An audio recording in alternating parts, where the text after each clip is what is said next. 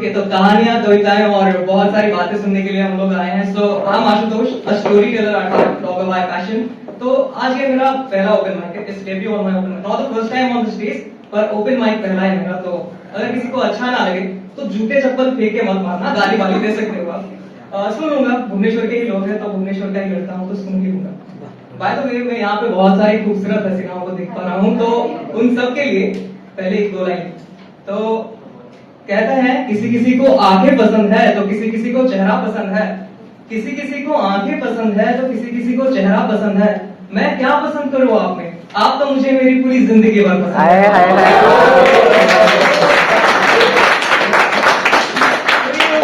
Hosting style को थोड़ा अलग करके स्टोरी टेलिंग सेशन को आगे बढ़ाते हैं। तो one sided love in the house guys. सबके दिल टूटे हैं लेकिन बोल तो कोई नहीं रहा। ये जो वन साइडेड लव है ना, वो भी बहुत अजीब है। लोग प्यार तो बहुत ज्यादा करते हैं लेकिन बता नहीं पाते। अपने अंदर इमोशन का एक समंदर रहता है, लेकिन जैसे ही उनका पसंदीदा इंसान उनके सामने आ जाता है, पता नहीं वो समंदर कैसे एक रेगिस्तान बन जाता है। थोड़ी देर बाद वो इंसान जब चला जाता है तो वो रेगिस्तान फिर से समंदर बन जाता है, और इस बार बारिश के साथ। बारिश ऑफ रिग्रेट कि यार वो ग्रीन साड़ी में कितनी अच्छी लग रही थी, वो भाई उसकी आंखें कितनी अच्छी थी, आज तो कुछ बोल देना चाहिए था, कुछ तो बोल देता आज। ओ यार, पता है ये जो वन साइडेड लवर होते हैं वो अपनी ख्यालों की दुनिया में उस इंसान के साथ एक आइलैंड में शादी करके अगला मतलब घर बना लेते हैं। उस घर में उनका 2 बच्चे हैं, वो 2 बच्चे बड़े भी कर लेते हैं, उनकी भी शादी कर लेते हैं, इतना तक सोच लेते हैं, और फिर लास्ट में वो डिसाइड करते हैं कि मैं उसकी गोदी में, वो उसकी गोदी में, और हम मर गए। तो ये सब डिसाइड करने के बाद भी वो टू वर्ड्स तो नहीं बोलेंगे, 3 बेसिकल वर्ड्स अपने पसंदीदा इंसान को नहीं बोलेंगे। तो जब भी कोई मतलब बहुत सारे लोग, जैसे लड़के खास करके अगर मैं बोलूं, तो किसी को अगर being a boys I can understand, अगर कोई लड़का किसी लड़की से प्यार करता है तो सबसे पहले वो आईने में अपना शक्ल और वॉलेट में अपना पॉकेट में नोट कितना है लिख लेता है, और उसके बाद डिसाइड करता है कि रिजेक्शन रेशियो कितना है, और फिर वो डिसाइड करता है कि यार बोलना है, रहने देना है, या फिर कुछ करना है।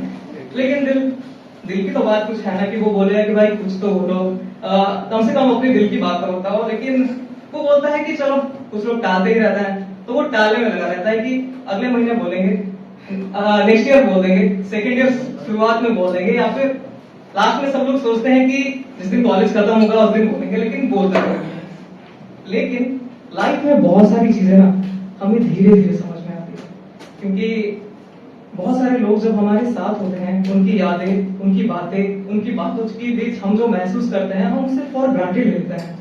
लेकिन एक दिन सब बदल जाता है। जब जिंदगी की राहों में 2 अलग मोड़ में 2 अलग इंसान जाते हैं, तब हमें उस छोटी छोटी मूवमेंट में बहुत बड़े बड़े यादें याद आती हैं, और वो यादों का खजाना हमारे साथ रह जाता है। शायद इसीलिए कहते हैं कि चीजों की कीमत मिलने से पहले और इंसानों की कीमत खोने के बाद ही होती है। सो मैं तो वैसा नहीं था, या फिर जितने राइटर हैं वो तो वैसा नहीं है।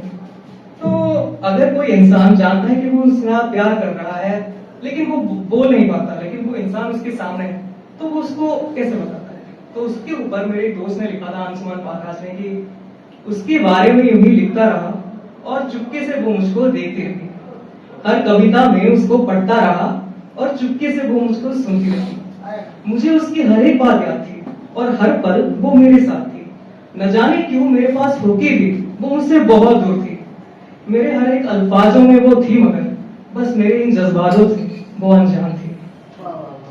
सो जो राइटर होते हैं ना, जितने भी सारे राइटर होते हैं, जो वन साइडेड लवर होते हैं, वो अपनी कहानियां, कविताएं और अपने शब्दों को जरिया बनाते हैं कि मैं तो नहीं बोल पाऊंगा, एटलीस्ट तुम उस तक पहुंच जाओ।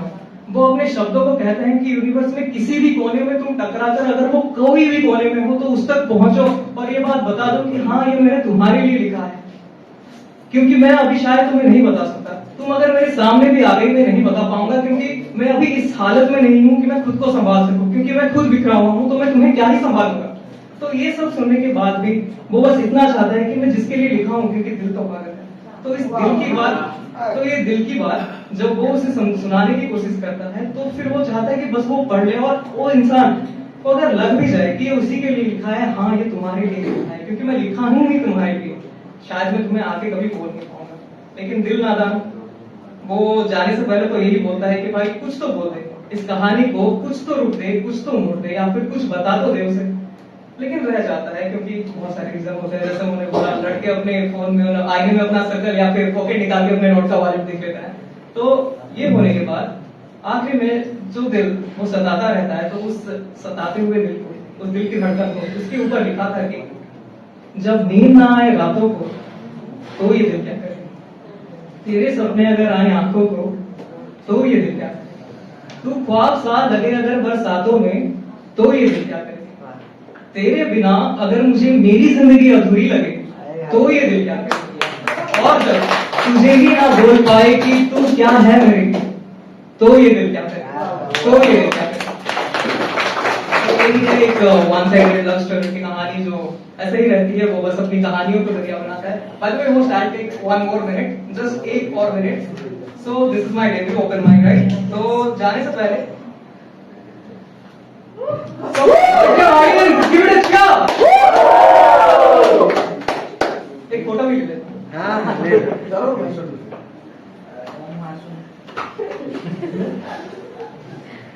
तो आई डोंट नो ये कैसा था, मेरी फर्स्ट टाइम। मैं बस चाहता हूँ कि हम स्टोरी टेलर, मेरी मतलब I don't have that much word power, लेकिन मैं चाहता हूँ कि मैं जो बोला हूँ आप सब महसूस करें। अगर थोड़ा भी महसूस किए हो then I think I'm pretty proud of that.